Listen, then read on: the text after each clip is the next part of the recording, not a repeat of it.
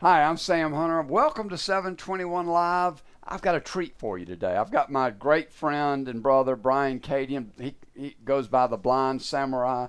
Really interesting friend of mine and has great viewpoints, good conversationalist. And we're going to talk about relationships and specifically men's relationships. And I know that you're going to enjoy this and get a different perspective. It's not a Q&A, but a conversation back and forth. So hang in there, stay tuned, because here we come with a great conversation. Hey there, Samurai Nation. Welcome to the Blind Samurai Podcast. I am your host, the Blind Samurai, Brian Kadien, and this is episode 38, and it is a special episode because we are on the road and currently in the studio of 721 Ministries with my good friend, the ever informative and always charismatic Sam Hunter. Great to be here with you, Brian. Always enjoy this. Yes. What a treat this is for me. And thank you very much for having me. Yes. Welcome to the studio. And to dial it in a little bit more for the listeners, we are going to be, this is the second episode in our Men's Mindfulness Month series, and we are going to be focusing on relationships. Yes. And the guy's role in the relationships. Mm-hmm. And I know, Sam, you do a lot of work with men, specifically helping them navigate, the ups and downs, the challenges of life, and a lot of times it comes back to relationships. Yes. And in your experience, like what would you say the role of relationships are in our lives? Well, I think the currency of life is relationships. The currency of life is relationships. Trust is the currency of relationships, but relationships are the currency of life. And it is a gaping hole in the life of men, relationships. And I mean specifically with other men. Hopefully the men have relationships with their wives and their children, but they don't have relationships with other men. It is a big missing link, and it contributes, because I've watched this over 21 years of doing men's ministry. I've watched the emotional, mental, physical, even spiritual toll that it takes on a man's life when he doesn't have relationships. He doesn't have other men with whom he can be open and transparent and vulnerable, laugh at himself, talk about the things that are going on. Men keep it bottled up, and it's so unhealthy. And so we try to encourage that vulnerability, that transparency. We're not trying to turn men into women, but we're trying to get them to open up to the fact that they're not alone, and that it helps to talk with other people, other men. To understand relationships better, right? And everything that relationships bring, because they do, they get into your emotions. They do. They get into your heart. They get into your head, which gets into your physical body, because it's all connected. Yeah. And one of the setbacks or the challenges for men is most relationships between men and men is something you have to work on. You have to make the effort to connect versus it just being a natural thing. Maybe we could look back to when we were younger and we have friends from childhood. Well, you never made a connection. There was never any effort because it just happened organically in the neighborhood. Yeah. Or maybe in junior high school or high school you played sports or whatever. But as an adult, you have to make the connection and then follow up. And, how many men do you think have, let's just say 100 men that they can speak to and say hello, and Mike could tell you where they went to college and how many children they have and what their job is. They would have no idea about what might be going on inside of that man. Right. So it's a huge missing link, and men suffer for it. And most wives would say, I wish he had somebody that he could talk to about things. No, that's a really good point. And by finding other people to talk to, you can open up communication in your more intimate relationships too. Right. It'll open everything up. But it is a real stumbling block for men to be vulnerable. And I know if a man's listening right now, if a woman's listening, she's going, yeah, she's cheering us on. The man's looking at me saying, that sounds a little sissy to me. But it's not. No. And man to man that is a incredibly rich relationship when you cultivate it, but you have to cultivate it. Well, and Sam, when was it in your life that the way you started to really take a look at yourself, maybe in your relationships? Did that have anything to do why you do what you do today? First off, I have the great advantage of having been raised by Sam and Margaret Hunter, who were great at relationships. Okay.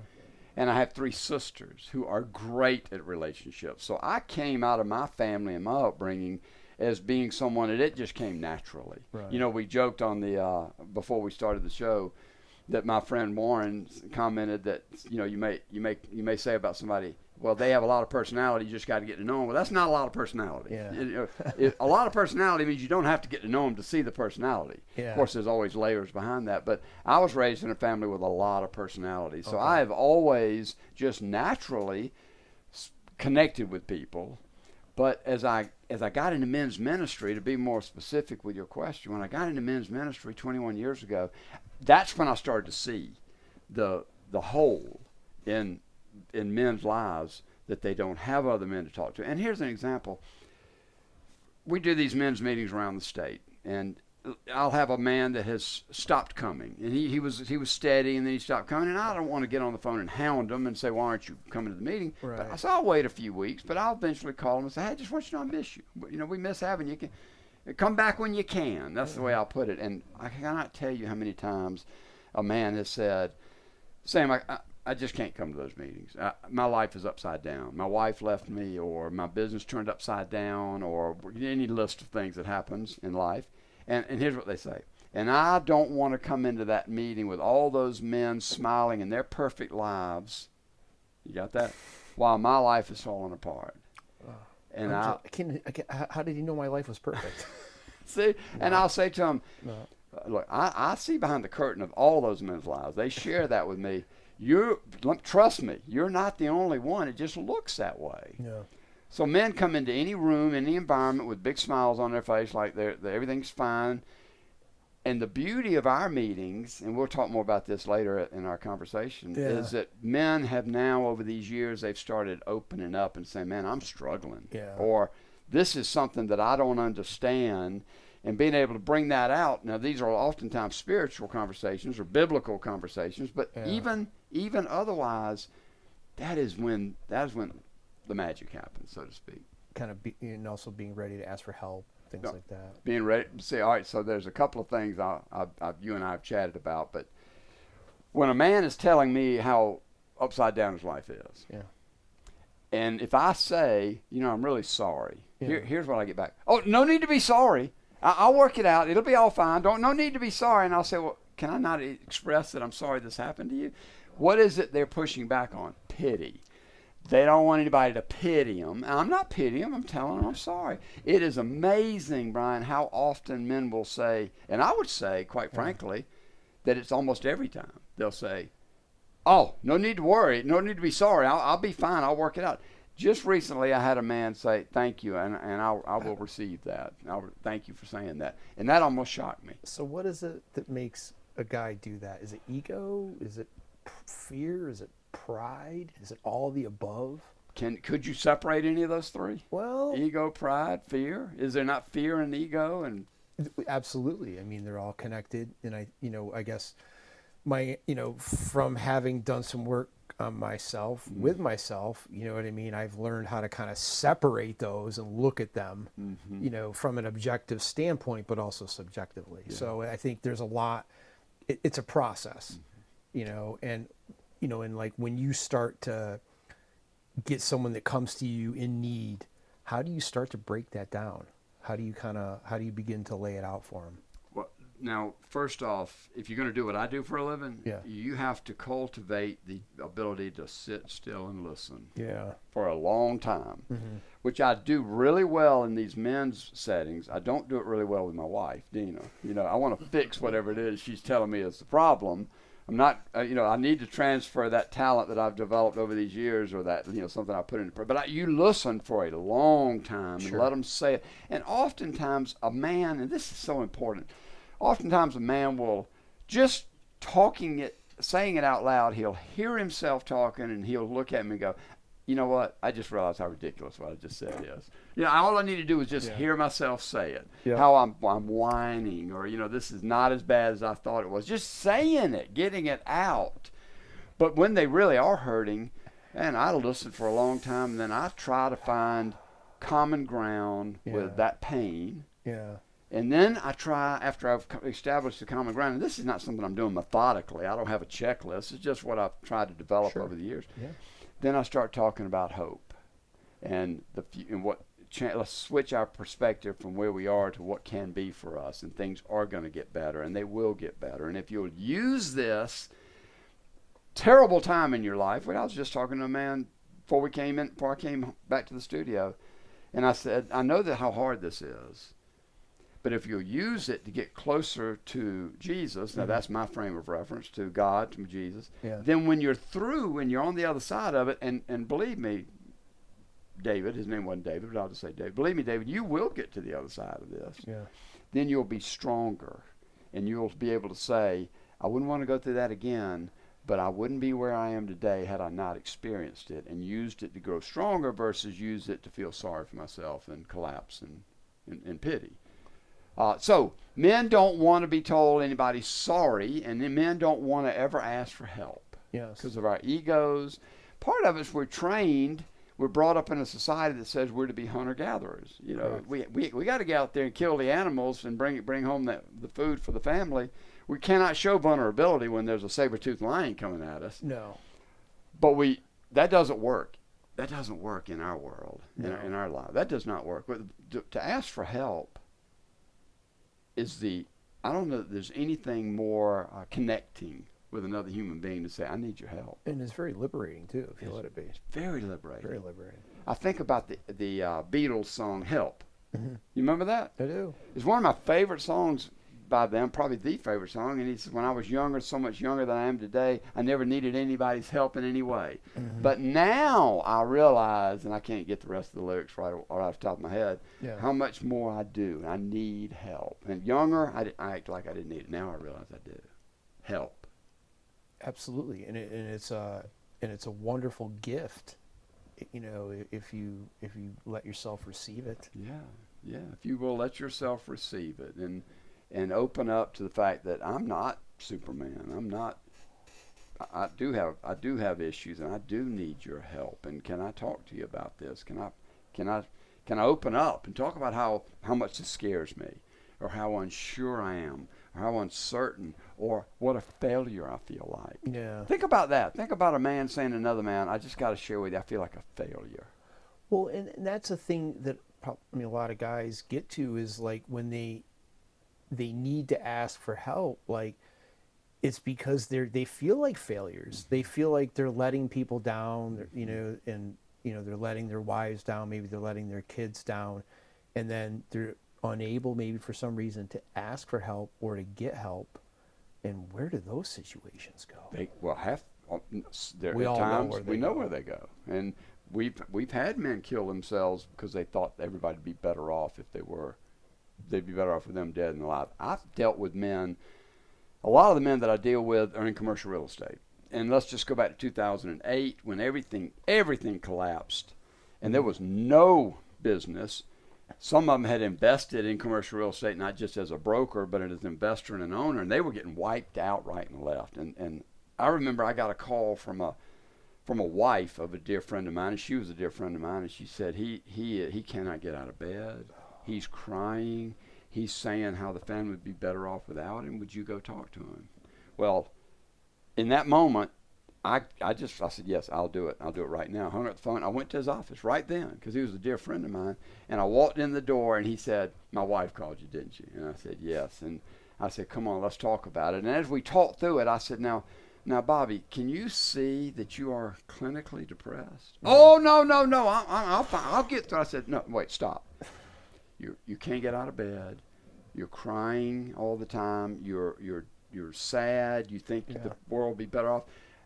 And I'm not a big as you know, neither one of us are big pharmaceutical guys. No. But there are times when somebody gets so upside down, and I just said, would you just get a little bit of help? this is not going to last if you'll just get a little bit of help. And he did. 6 months later, he's back in stride. But he it can help you get a grip on it. It can help you get a grip. You don't want to live that way, but it can help you get a grip. Right. But Brian, he was going to sit there and stew. I know. I'm a failure. Oh. And one of the things I said is, Bobby, how can you think you're a failure? Everybody in your business is failing right now. You're not the only one. Yeah. All of you are. This thing's killing all of you. So I've given, I'll tell these men, you can tell your wife that she has my permission to call me directly. Wow. If you're upside down. Because you might not call me to tell me, but if your wife calls me, now I can go talk to you. And I've had this happen several times. Well, that's a great thing, man. I mean, I've known you for how long now, and I didn't even know that you open yourself up like that. It's for his sake. Yeah. And so I've had wives call me and say, my husband, the business thing is turned upside down, or a lawyer's in the middle of a case. His head's about to explode. Yeah. He's white knuckling it so bad he can't even breathe. Would you go talk to him? And sometimes I'll get in the car right then and go straight to the office, walk in. I don't care if they have a client or not. I said, I'm here because your wife just called me. Because men will not reach out and say, I need help.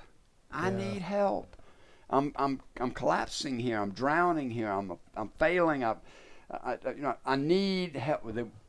They'd rather die than ask for help. Well, that's really, I mean, if I may say so, you're really putting yourself out there when you do that too.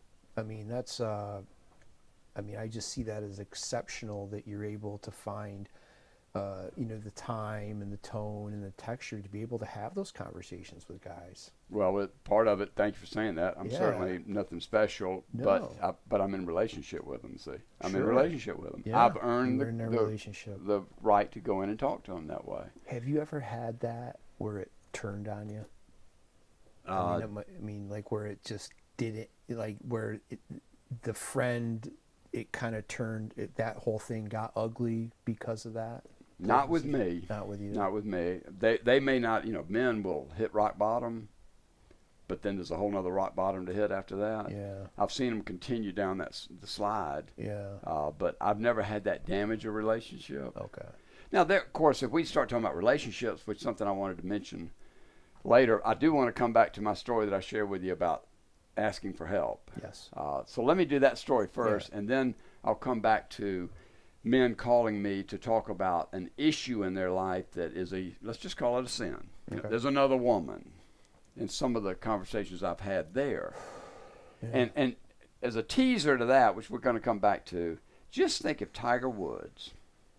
Remember he had that total flame out with the Swiss woman he was married to. Okay. Wrecked his car, got caught multiple affairs, lost tens of millions of dollars, probably hundreds of millions of dollars, both in advertising. Definitely hit a rough patch. Yeah, hit a rough patch. What if he'd have had someone that he paid $10 million a year just to stand next to him and not let him have those affairs? He'd have his family. I'm just putting all this in mercenary terms. He'd have hundreds of millions of dollars. We need men that we can open up to and say, hey, there's a girl at my office, and I can't keep my eyes off of her, and I need to share this with you so that you can hold me accountable, because I'm afraid I'm going down the wrong path here, and I need somebody to help me with this. That kind of situation. Well, let me just stay on that for a minute, and then we'll come to the help exercise. Yeah. We really want someone in our lives that we can go to and say, I'm drinking too much. I'm starting to look at porn. Yep. There's a girl at my office. I went out to lunch with her, and I want to confess this. I want to put it out on the table, and I want you to hold me accountable. Yeah. Because I don't want to go down that path. Right. And I'm going to go down that path by myself if I don't have somebody to help me. Stay away from it. Stay out of it. Now, you understand what I'm saying? I do, and I can just apply that to so many things that I've been exposed to in my life, and I was like, I don't know where to begin. But no, it is. I mean, it is important if you can find a person like that in your life, where you can kind of bounce those things off to, your authentic self, like your real authentic self, like the good, the bad, the ugly. Yes. and you can make it work for you. And it's not in a manipulative sense. It's not so that you can get away with more. Right. If you can generally find someone like that to have, a confidant, what the Italian mafia will call a consigliere, Right. where you can bounce it Right. off them, Right. and yeah. Well, I'll give you an example, and this happens over and over and over, and it happened recently. Yeah. I'm sitting down with a man, and I said, how are things going? And he said, I'm doing fine, everything's good. Oh, we're all great. That's what you always get to start off with. But eventually he said, I may have said, we all know, and I wasn't speaking about him directly, but I made the comment of, we all know that there's probably one or two things in our lives that really shouldn't be there. Maybe I was talking about myself, but he stopped me and he said, oh, I got the one thing. I said, okay, you want to tell me about it? And he said, well, yeah. I said, well, what is it? He said, what I look at.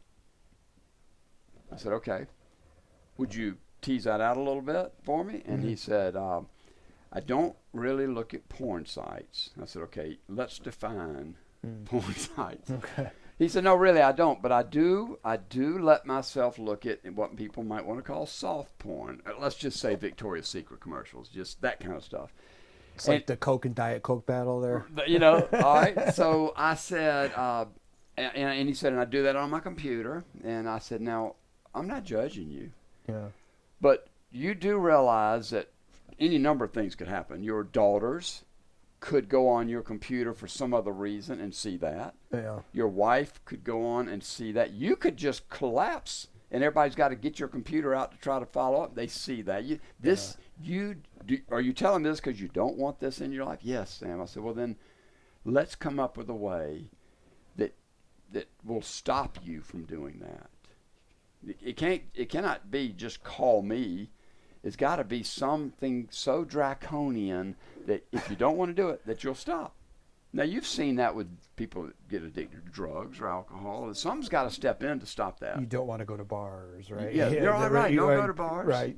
Pick a better group of people to hang around with. Yeah. So I had a man come to me and say, I got a problem with pornography. And now, if you're listening to this podcast, you likely have a problem with pornography. I don't mean because you're listening to this podcast, but because so many men do have a problem with pornography. Okay. It's rampant. At one time, Brian, I had 5 laptops in my attic from 5 different men who could not look at pornography on their office computer or their home computer, so they had a laptop.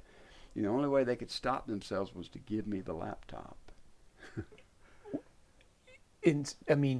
So what does pornography do into society? It's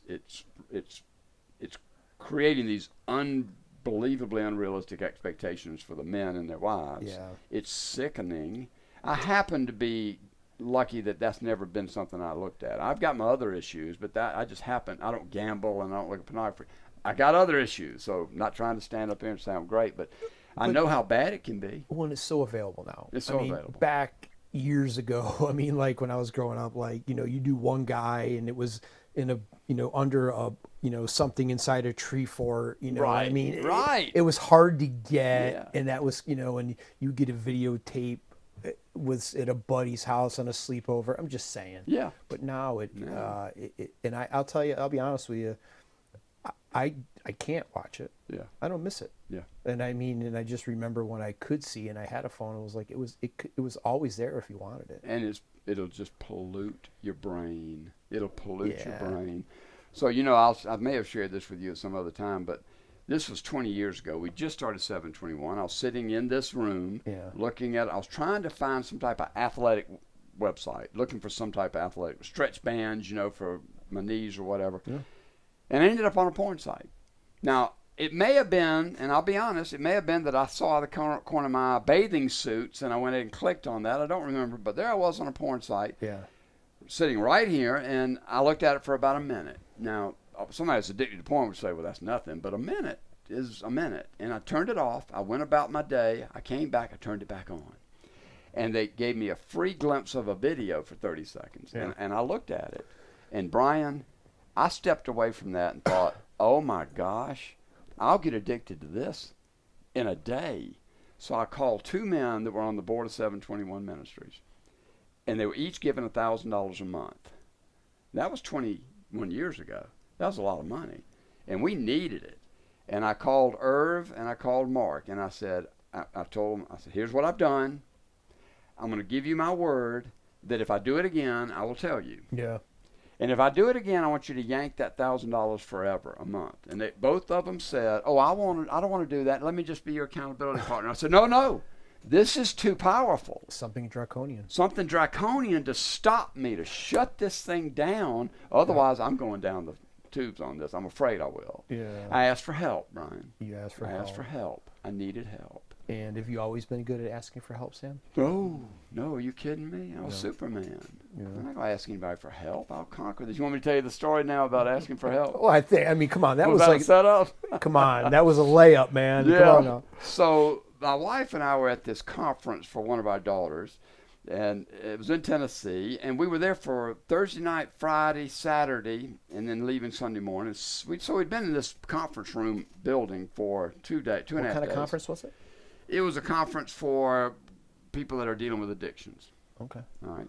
So it's out here it's out right outside of Nashville. Okay. So I'm in this room for 2.5 days as the parents, and Got it. they tell us that on Saturday afternoon we're going to do a ropes exercise. Mm-hmm. And what they did was we leave the building, we go have lunch, we come back, they blindfold us before we go in the room. Yeah. And they say, now we're going to walk in blindfolded, we're going to put your hands on the ropes. We don't know what the rope system looks like in this room. Yeah. But because Sam is such a high performer, I had mapped out in my mind where the exits are. There were only 4. I knew where they were. Yeah. And they said, when you find your way out, that's what we want you to find your way out. Yeah. Okay. Then the next instruction was, if you need something, here's what they said. If you need something, raise your hand and one of us will come over. If you need something. So I go in and I start moving on the ropes, and I'm trying to move towards where I know an exit is, because Sam's going to win. And I'm not trying to think that way. That's just the way I'm wired. By the time you get mixed up and somebody bumps into you and you got to move away and let them go by, and then you're all blindfolded, and they said, now this is not a competition. Yeah. 8 minutes into it, somebody had found the way out. Sarah found the way out, and everybody claps. And I thought we weren't supposed to clap. I thought this wasn't a competition. So I get, I double down. I finally raised my hand after about 30 minutes. Counselor comes over, and he says, what do you need? What can I do for you? And I said, I need for you to tell me that this is bogus, that there is no way out, so I can stop doing this silliness. And he said, that's not what you want. That's not what you need. That's what you want. And he said, what do you need? And I said, I need for you to tell me this is ridiculous. And he said, that's what you need, that's what you want, not what you need. So I said, forget it. So I go on now. Now we are an hour Oh, so later. it didn't end there. It didn't end there. We're an hour into this.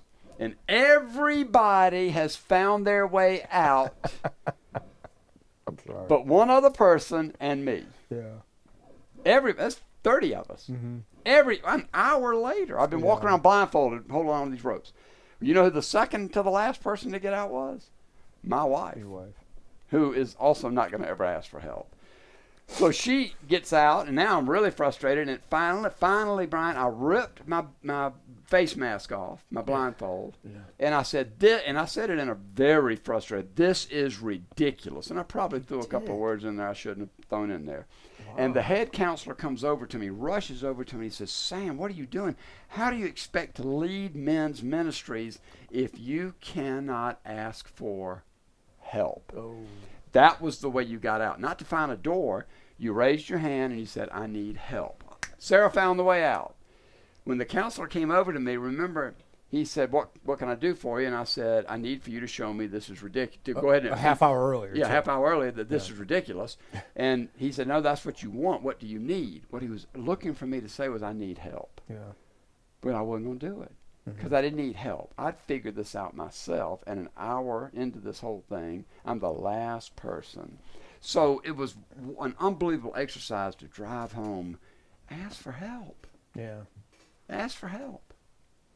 And would you say that experience made you more aware, more mindful, and maybe even more efficient in your current relationships? I think so. Yeah. I think it just drove home Yeah. how far I could go beyond where I was in being sure I was vulnerable and authentic and would ask for help when I needed it. So what's like a real time way, say, if there's one of the guys out there right now, one of our brothers, let's just say struggling with some of these things, struggling with urges, struggling with, the inability to, ask for help, and, when it's affecting his life, you know what I mean? It's affecting, and then probably most importantly, the people closest to him, which could be wife and kids and such. Right. What do you say to that guy, that just needs to take that first step? Well, I'll back up a step. Yeah. And say this. We as men want to be involved in a group of men that would open the door for that kind of conversation. Right. We're lone wolves. We're hunter-gatherers. Get into a small group of some sort. Okay. If you're at a church, find a small group within that church. If you're within any other kind of organization, try to figure out a smaller group, someone that you can connect with. Now, that's hard for men to do, and they don't want to do it, because it takes effort. But you've got to find someone with whom you have common ground. Okay. And then you can say, I need help. And how about for men that are out there, with their friends, their bros, their training partners, their fellow coworkers? What does the guy do in order to receive when somebody comes to them with these problems? What's the best thing for them to do? Listen. Listen, and listen, and listen. Don't judge. Don't judge. Don't try to fix it. Don't try to fix it. Which, of course, we all want to do. Yes. But I want to try to fix Dina's problems because I can see the solution to it, and it seems so obvious. She don't want me to fix it. She wants me to listen. A man really needs for you just to listen and be encouraging and say, if you can say, I know how you feel. Don't say, I know how you feel if you don't. Yeah. But if you really have experienced what they are experiencing or something similar, say, I know. I feel that same way, or I've experienced that same thing, or there have been times when I find that common ground. And be open yourself to say, yeah, I struggle with that, or I have struggled with that, or I've struggled with something similar to that. Yeah.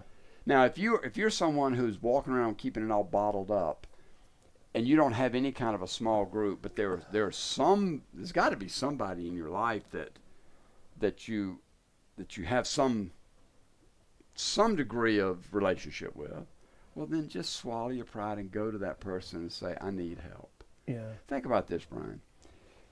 You could be in the worst, and I think this is a way of helping to reconcile bad relationships. Yeah. Is to go to that person and say, I need your help. Because all of us human beings, we are wired to want to help. Mm-hmm. And if somebody comes to you and says, I need your help, somebody that's wronged you, let's say, or that you don't like them, whatever, and they come and they say, hey, I need help, your heart's going to open up to them. And it opens the door sometimes for forgiveness, too. For forgiveness.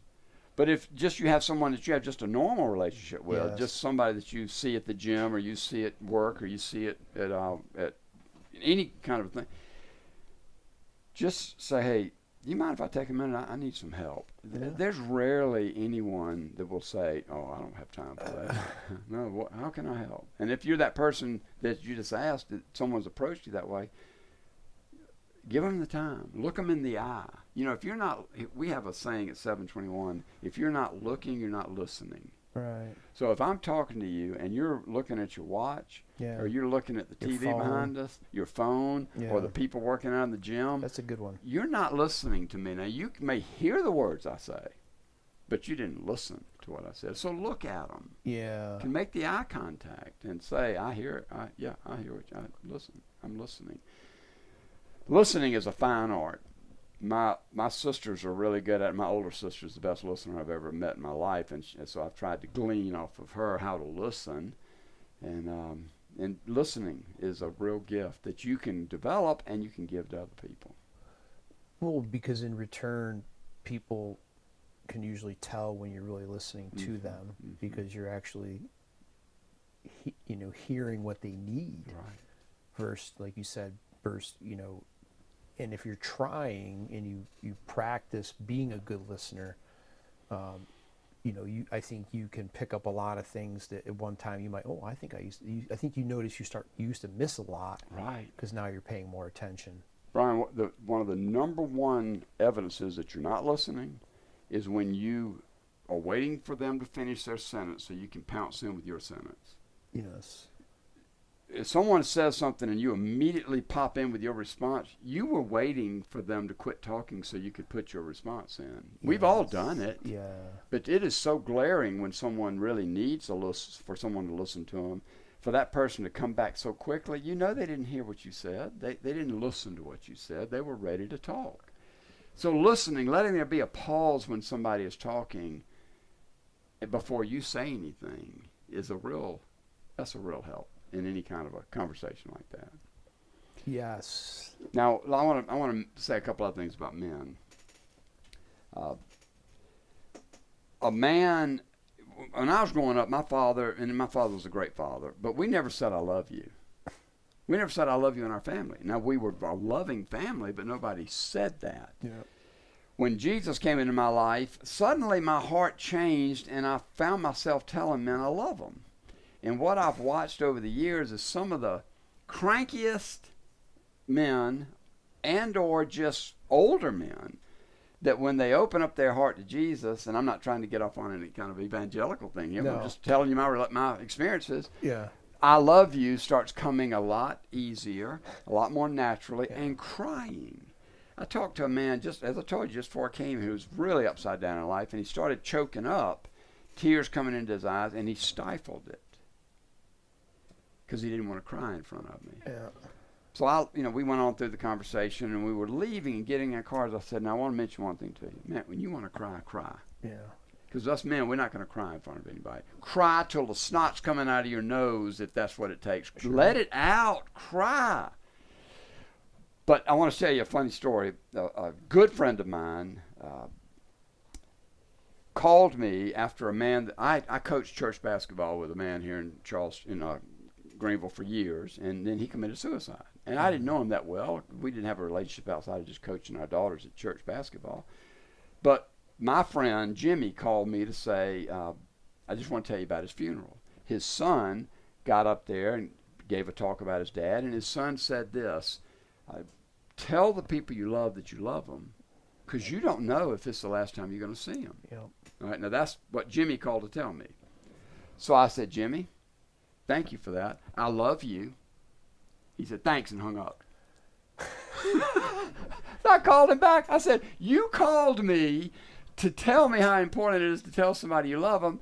You can't receive it because he's a man." See? So why is it so hard for guys to do that? Why is it? I just, I don't, I'm similar to you. I grew up in a very, my dad, you met my mom, right? Yes. Good people. They didn't tell each other that they loved them. They loved us, but it was never like, "I love you." Right. Now we do.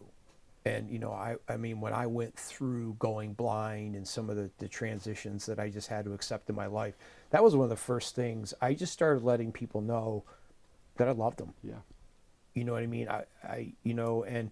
And being vulnerable, and I've had many conversations with you, Sam, where, you've probably seen me tear up, yeah. Or, we're saying I love you, and can't tell you how lucky I am to have you in my life, to have David in my life, where we can have some conversations about our needs, and many other friends. Yeah. So I'm so blessed in that department.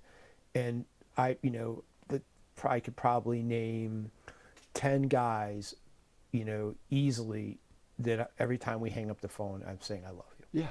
And it's freeing, it's liberating, it's heartwarming, it's wonderful, yep. And men won't do it. I've got several men that I'm very close to, yeah, and they still, when I say I love you, they'll say, "Great, thanks," or "I'll see you soon," or whatever. They can't say it. Well, I want to say this because we are going into Valentine's Day. And Valentine's Day, we usually acknowledge someone that we love in our life. And I want to extend that not just to spouses and partners, but to guys out there to maybe say, find some other people in your life where you can say, I love you too. Valentine's Day just doesn't have to be for lovers. Right. I love you is something that men have a hard time saying. Yeah. They have a hard time receiving. It's just not built in our DNA, but as you said and I've said, it's so liberating. It's so freeing to say it. But do you think for some men, because of what they've been through, and for, where it can be very liberating and just so awesome, that when somebody hears that it kind of grinds them even more? Like, could be. Where they just have had such a bad experience and maybe haven't really felt a level of love. Right. That's got to be hard. That's got to be hard. And I was fortunate to be raised in a family where I had all of that love. But people are not raised in those situations, and they come out of them with this baggage and these wounds. Now, if they're a man listening to us right now, you might be saying, well, they're being a little bit on the feminine side, of the sissy side, all this talk about. But I'm just telling you, the stronger the man, the more he's comfortable and at liberty to say, I love you. And I'll cry. That's a strong man. The weakness is when you cannot open yourself up to that. And one of my credos is the authentic samurai is the last one to pick up his sword. So everything else comes before that. The real man is going to be able to talk his way through stuff and share in a way that can hopefully solve problems. And I think to do that, you have to be willing to put yourself out there, to be vulnerable, to open yourself up. But by doing that, I think what you can avoid or work through, that's the true reward. And you had mentioned before we even got started talking about this, about how what we think becomes how we feel, becomes how we act, the things that we do, and you and I talked about before we started this, that you really can control the way you think. Yeah, you can. You're not a slave to that. You can control the way you think. And negative thinking is not just harmful for your feng shui, so to speak. It hurts you physically. It does. Your brain registers the negative thinking. It can take years off your life. It take years off your life. So we can control the way we think if we put a little effort into it, and we can control the way we feel. Because feelings, as I mentioned to you, they're okay as servants, but they're disastrous masters. Well, and that can help deal with urges. It can help open us up to say I love you, and it can also, I think, help in many more ways. But one thing I wanted to kind of touch on is, when a man is experiencing some of these things that we talked about, what about like experiencing the feeling of jealousy? Envy, jealousy. And we've talked, and I have talked about this, more than once, and that seems to be like a big hang up too. Because two really twin, I'll call them twin sins, but twin maladies, if you want to use that language, are comparing and competing. Yes. Comparing and competing. It does no good to do either one of them, to compare yourself to someone else and to compete. And I've had men say, look at that guy over there. He's a I don't know what language I should use here. He's a jerk. All right. And look at all the money he makes and how happy he is and all those things. And I'll say, look, I can promise you, he's unhappy inside. So don't compare yourself to him. Yeah. Stay in yourself. Stop the comparison, because that's all that's going to do. Now, there's another saying that I heard from another preacher. I can't remember his name, but he said, if performance is your idol, then success will go to your head and failure will go to your heart. Oof.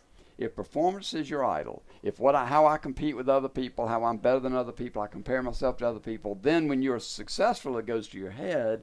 When you're not successful, it goes to your heart. Yeah. So that whole thing of comparing and competing is just poison for us. And then how about the other version of jealousy, like where a man is jealous of his wife and or doesn't know how to handle her going out with her friends and is always accusing her of stuff, or or just doesn't know how to handle that challenge of, like I went, when I was married, I mean, I remember this a couple times. I'm not proud of it, but like my wife's an attractive woman, and she was a businesswoman, and she would travel all over the country. In fact, sometimes all over the world, going to these, conferences and dinners and outings with a lot of guys, and knowing how guys act, or at least in my head, it would turn me into something that I hope I never come close to being again. And it wasn't, and that was, I feel like that was jealousy. You know what I mean? What is that all about? Would you say that is jealousy, or that's insecurity?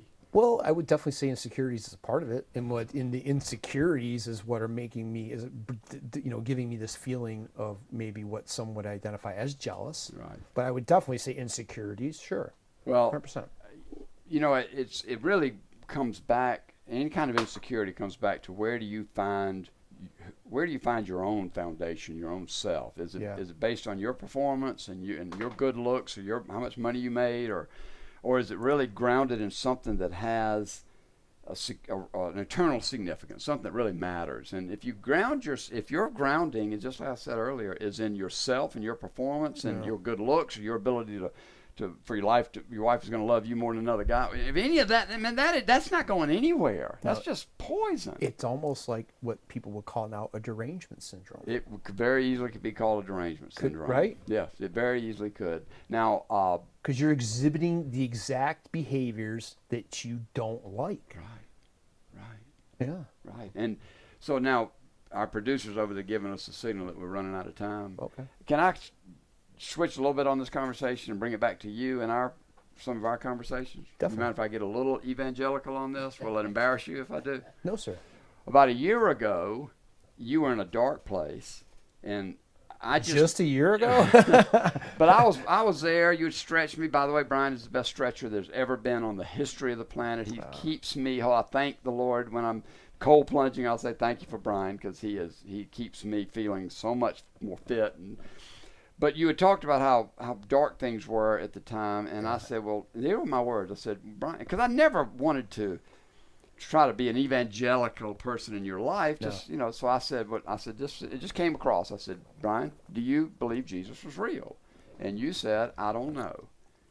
Thank you for that honesty. And I said, well, I think you have come to know me as a pretty smart guy. Yeah. I know he's real. Yeah. Why don't you just start having some conversations with him? Yeah. In those moments of darkness, just have a conversation with him. It may feel awkward. Now, here we are a year later, and you're having those conversations. I am, and I have them with other people, too.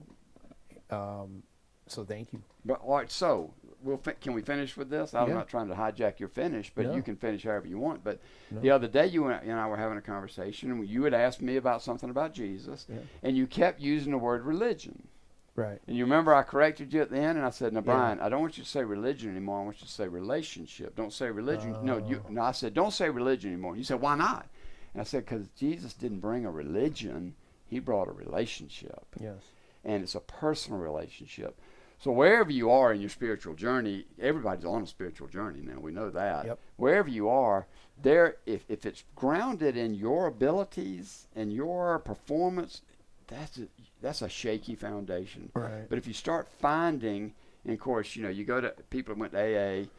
Bob and Bill, who started AA, were Christians who followed Jesus, but they knew they couldn't throw that at somebody who's trying to get out of alcoholism. So they talked about a higher power. Right. Eventually, they wanted to bring you back to God and then to Jesus. So I would just say, because this is what I do for a living, and I've learned over all these years that this is the only source for peace and joy, is just start those conversations for a relationship. Yeah. And that's how we started, talking about relationships. Yeah. And I'm so grateful for our relationship. Like, we just, used having someone in your life that you can talk to as an example, for maybe some of the listeners. And I'm so grateful, Me too. to have you. I've known you since 2000. I met you just before I went blind. And the relationship with you, I don't even know where to begin. Mm-hmm. And I know people have witnessed it. And there isn't a person in my life that has not seen how important our relationship is to me. Well, thank you. Thank you. I mean, that's a gift from me. And and family members that know because of my relationship with you, that I'm in good hands, you know, and I'm, you know, and I'm going to be able to, you know, get a lot out of life just because of our relationship. So thank you, man. Thank you. That's a gift from me. Yeah. That really is. Man, thank you for having me in this conversation. I love talking like just back and forth like this. Yeah, well, you know, it's going to keep going. Yeah. Yes. And for the listener that would like to maybe learn more about what you're doing and how they can get connected and get involved with some of your work, what's the best way for people to find you? Our website is 721ministries.org. 721ministries.org. We have a podcast, you know, various things. We're on YouTube channels and we're Instagram page. But if you just go to 721ministries.org and navigate around, you'll see everything we do. If anybody wanted to get in touch with me directly, there is a contact on that website, 721ministries.org, and you'll see everything we have. Awesome, man. Yeah. Well, Sam, thank you very much for your time today. I really enjoyed the conversation, and I love you very much, man. I love you too, brother. Great to be here. Have a great day. Yes, sir.